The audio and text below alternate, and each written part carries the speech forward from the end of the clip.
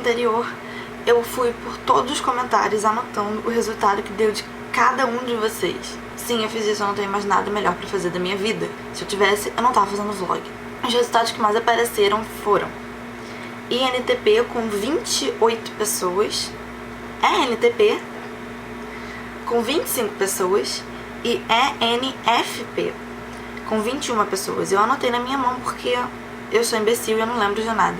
Eu tenho recebido vários comentários de pessoas pedindo pra eu falar sobre a minha experiência nos Estados Unidos, meu intercâmbio, etc, etc. Então eu resolvi que eu vou tratar desse assunto no vlog de hoje, respondendo as perguntas que eu mais tenho recebido e acrescentando algumas histórias engraçadas e curiosidades que vocês podem querer saber. Eu vou começar pelo início, quando você tá aqui no Brasil, tendo que resolver toda a papelada e etc do intercâmbio, até quando você volta pro Brasil. Eu fui pros Estados Unidos fazer intercâmbio quando eu tinha 15 anos, o que é relativamente muito cedo, já que a maior parte dos outros intercambistas que você vai conhecer lá vão ter entre 17 e 18 anos. Mas eu acho que a questão da idade não interfere muito, porque primeiro que você não tá indo pra lá pra badalar e ficar louco, até porque você não pode fazer isso porque a idade legal de beber lá e entrar em boates, etc, é com 21. Então mesmo que você tenha 18 anos e você esteja querendo ir pra lá pra fazer isso, não vai rolar. Geralmente, pelo menos aqui no Rio, eles te dão duas opções quando você faz 15 anos. Quer ter uma festa ou viajar pra Disney. Eu nunca quis viajar pra Disney. Eu acho que a Disney é só mais um parque de diversões no mundo.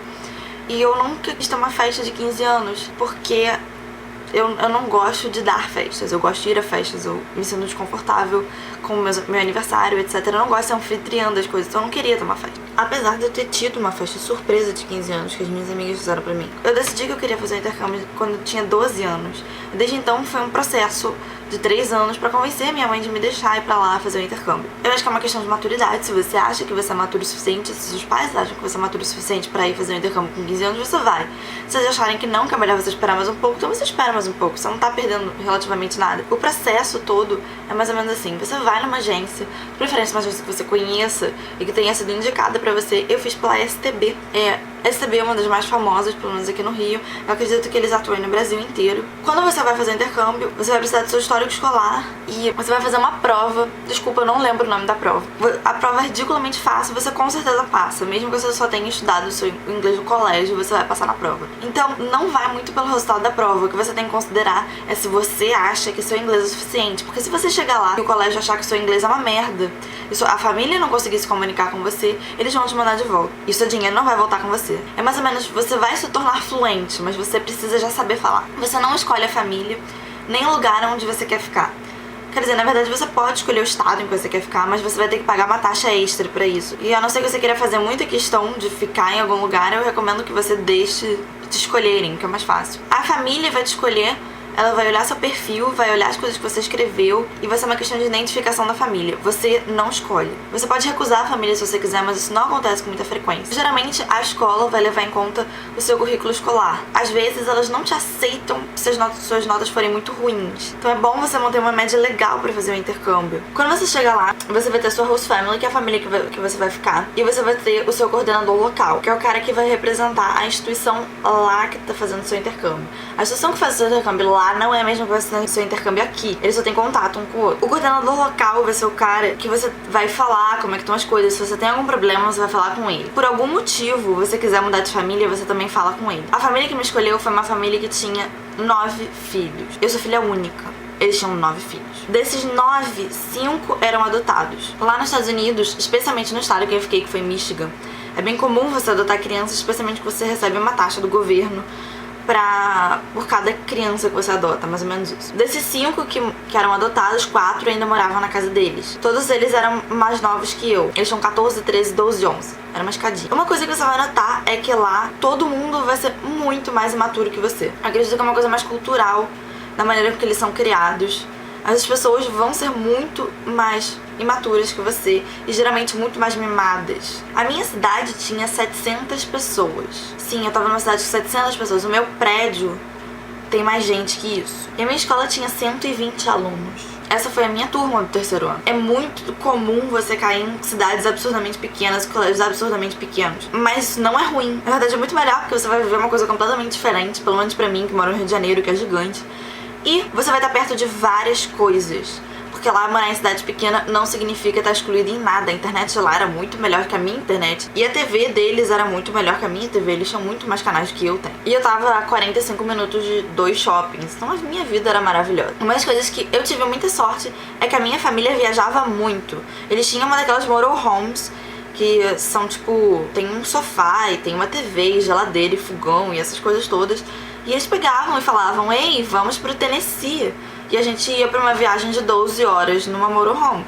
Então eu fui pra muitos lugares. Eu conheci muitas coisas lá. Eu acho que eu conheço mais Estados Unidos do que eu conheço do meu próprio país.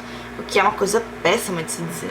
Caso você não tenha a sorte de cair numa família que viaja tanto quanto a que eu peguei, você tem sempre as viagens de intercambistas, que geralmente são organizadas pela organização de lá. Sua coordenadora local que vai ser responsável por te dizer o que tá acontecendo, que viagens que vai ter, etc. E com essas viagens eu também fui pra vários outros lugares. As pessoas com que você provavelmente mais vai falar e mais vai ter contato são os outros intercambistas. Eu era a única intercambista no meu colégio, mas tinham vários outros intercambistas de outras cidades e eles faziam várias convenções pra todos nós nos encontrarmos, etc.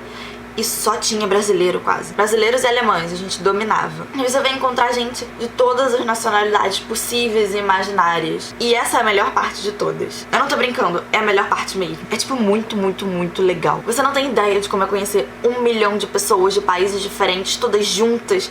E sei lá... Ai, que saudade.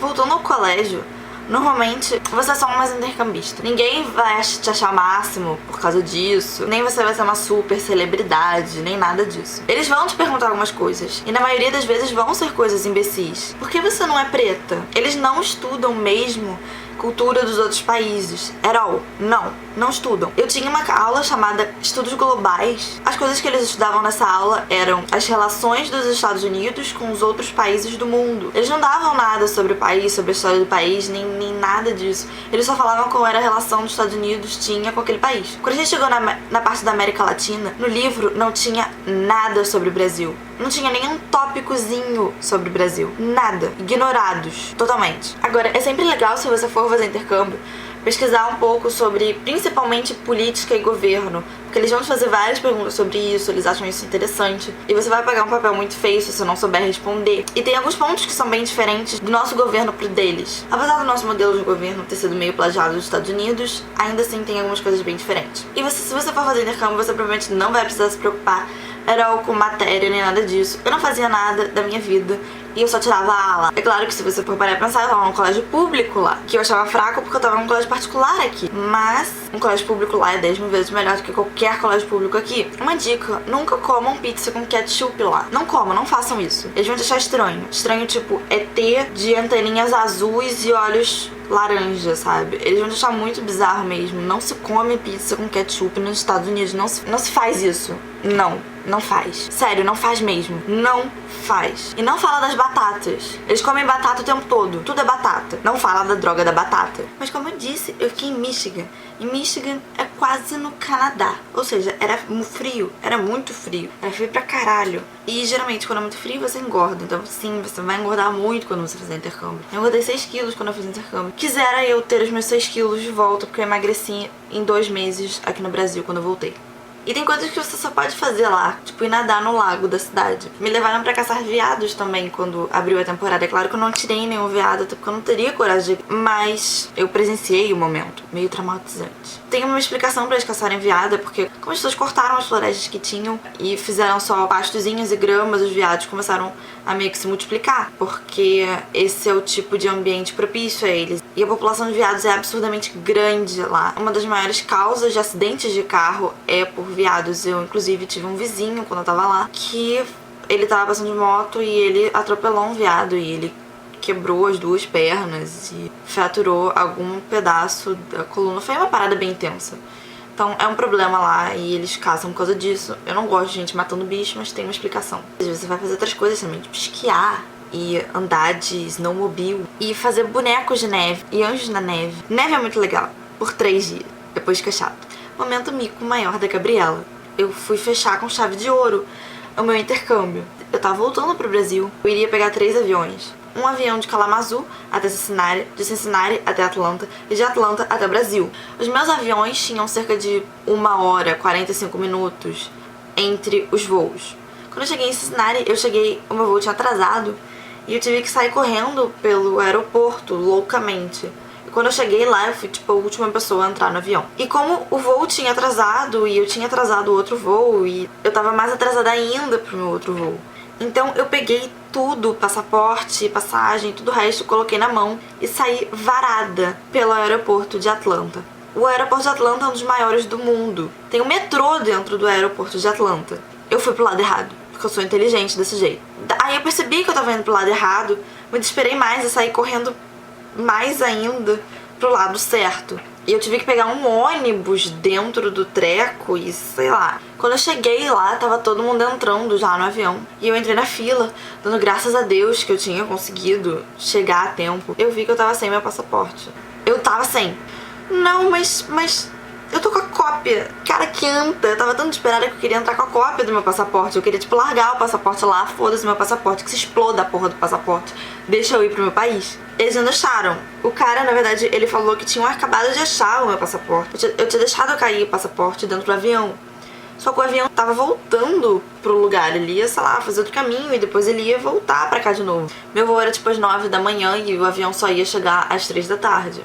Legal.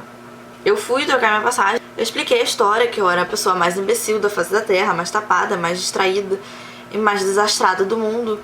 E que eu precisava de uma passagem nova por causa disso. Eu troquei minha passagem pro próximo voo pro Brasil, que era às 8 da noite. De 9 da manhã, o meu voo passou a ser às 8 da noite. E eu fiquei esperando meu passaporte, eu peguei meu passaporte e fiquei rodando o aeroporto de Atlanta. A minha sorte é que o aeroporto de Atlanta é, tipo, sinistramente grande. Eu até fiz amizades no aeroporto de Atlanta, porque eu não tinha mais nada pra fazer da minha vida. A parte legal é que a minha mãe se desesperou loucamente, porque eu não conseguia avisar pra minha mãe direito o que tava acontecendo. A ligação caiu e tinha os computadorzinhos que você passa o cartão e você fica com os minutos que você quiser e o treco vai pro seu cartão e é o máximo. Então eu fiquei ali na MSN explicando pra minha amiga o que tinha acontecido, pedindo pra ela explicar pra minha mãe. Eu não tive que ouvir a bronca, que provavelmente ia ser muito grande. Até que finalmente o meu voo chegou 11 horas mais tarde do que eu deveria pro Brasil. Ainda conseguiram extraviar uma das minhas malas, que chegou 2 meses depois, mas extraviaram mesmo assim, eu me desesperei. Eu não sou uma pessoa muito sortuda. As coisas deu errado comigo. Outra coisa que deu errado comigo é que eu tentei, quando eu tava lá, eu tentei ir pra Nova York 3 vezes. A primeira vez era uma viagem de intercambistas, que eu ia ter que pagar, e quando eu fui fazer minha inscrição, já tava esgotado os lugares do ônibus. A segunda vez foi outra viagem de intercambista, que eles me ligaram no dia anterior da viagem. Eu tava arrumando a minha mala, falando que a viagem tinha sido cancelada. A quarta, eu ia com uma amiga minha, que também era intercambista. No dia seguinte da viagem, ligaram falando que ela tinha sido cancelada também. Eu não posso ir pra Nova York. Não posso. Nunca na minha vida. Não, jamais, não posso. Eu acho que eu consegui explicar mais ou menos todo o sistema e contar as minhas experiências lá e o que eu acho. Se você tiver mais alguma dúvida, pode deixar um comentário ou ir no meu Formspring e me perguntar. Eu tenho uma teoria que no dia que eu for pra Nova York explode.